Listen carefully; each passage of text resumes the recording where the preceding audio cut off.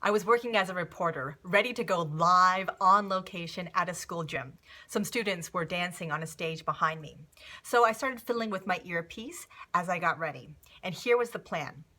The anchor back at the studio was supposed to ask me a question. I would answer. Then she would ask me a second question, and then I'd answer. 10, 9, 8. The studio director started counting me down. So I put on a big smile, getting ready to do my very first live hit on the CBC Evening News. I heard the anchor ask me the first question, so I answered.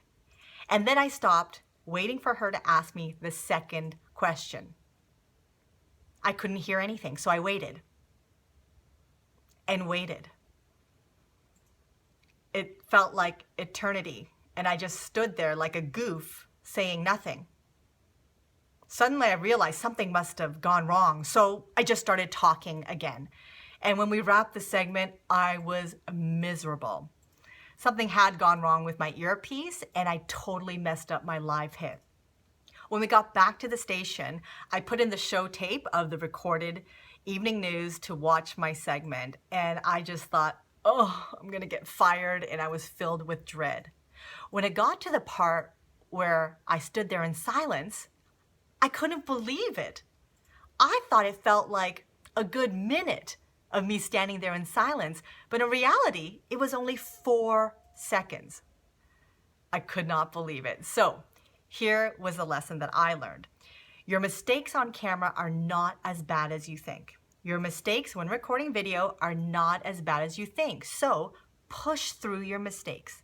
Push through your mistakes. If you get into that habit of pushing through your mistakes, you will save yourself a lot of time because it won't take you as many takes to get one that is good enough. So if you ever make a misstep, if you ever make a mistake like I did right there, just push through. And I bet that will help you in your public speaking as well. So tell me, when have you ever pushed through a challenge and how did that turn out for you? Go to my blog and comment, and I'll be sure to comment back to you. And that's jennybeck.com/blog, JENYBAIK.com/blog. And remember, don't get left behind. You can shine online.